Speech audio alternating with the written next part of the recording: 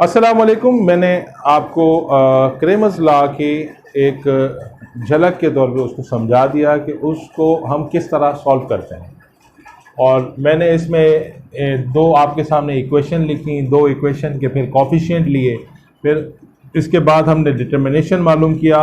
फिर डिटर्मिनेशन का x कैसे मालूम करते हैं, y कैसे मालूम करते हैं, डिटर्मिनेशन ऑफ x कैसे मालूम करते हैं, डिटर्मिनेशन ऑफ y कैसे मालूम करते हैं, ये भी मैंने आपको बताया। अब हम इसमें कोई ना कोई एक क्वेश्चन लेते हैं और उसको सॉल्व करते हैं।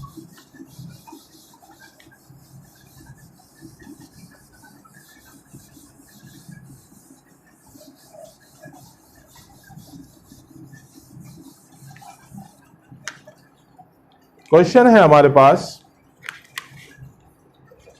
क्रेमर्स रूल को यूज करते हुए हमारे पास एक सवाल है, वो है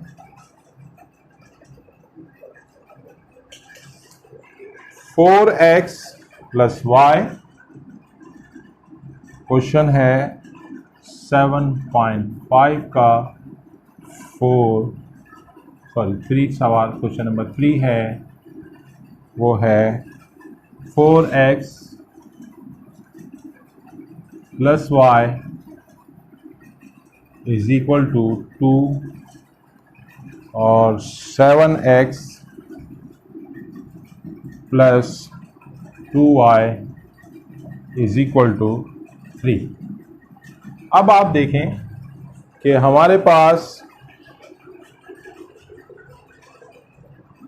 ये आ गया, हमारे पास x है, ये आ गया हमारे पास y, और ये हमारे पास c। अब जब डिटर्मिनेशन मालूम करेंगे इसका हम अकॉर्डिंग टू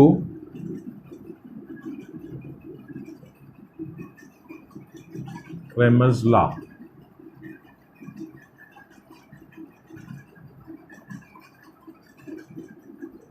जब d मालूम करेंगे तो हमारे पास क्या आएगा, हम कॉफिशिएंट उठाएंगे। a1 हमारे पास क्या है 4 और a2 क्या है 7। इसके बाद y है, y का जब सिर्फ वेरिएबल हो तो उसका कॉफिशिएंट 1 होता है हमेशा, तो y का कॉफिशिएंट हमने ले लिया 1 और नीचे दूसरा कॉफिशिएंट हमारे पास 2 है। अब जब हम इसको सॉल्व करेंगे तो सॉल्व करने में ये आपस में क्रॉस मल्टीप्लिकेशन होगी। 4 multiply by 7 minus 1 multiply by 4 multiply by 2 होगा और 1 मल्टीप्लाई बाई 7। तो हमारे पास इसका आंसर क्या आता है, आंसर आएगा 4 2 ज़ा 8 माइनस 7 1 ज़ा 7।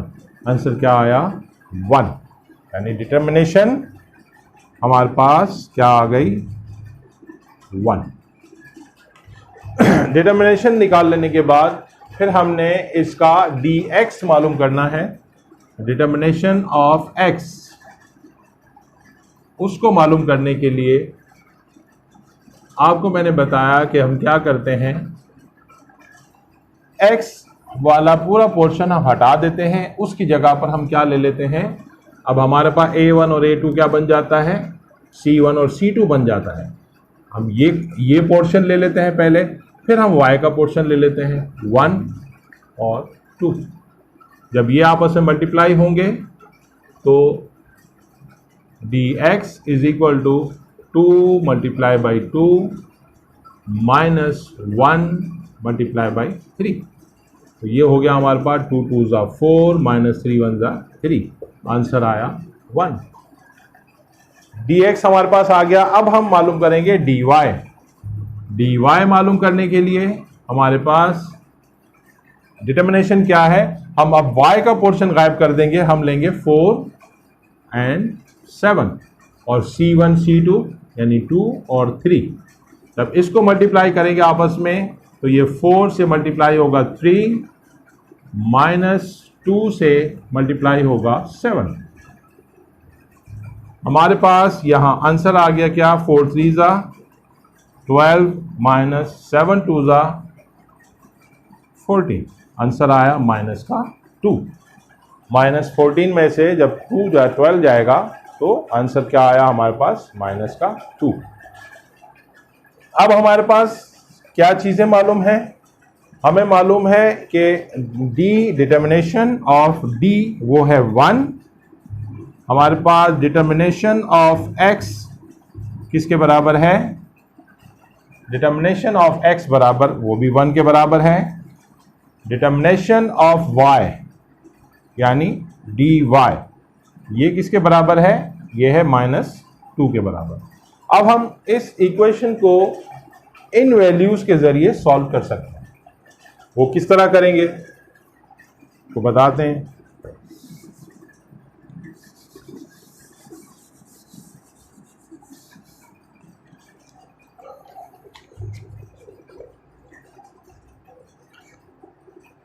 x है हमारे पास, जब हम x की वैल्यूज मालूम करना चाहेंगे तो ये इक्वल होगा dx अपॉन d, और dx हमारे पास क्या आया, 1 आया, और d क्या है हमारे पास, वो भी 1 है, तो इसका आंसर आएगा 1, यानी dx x is equal to, यानी x इज इक्वल टू 1, एक आंसर हमारे पास ये आ गया।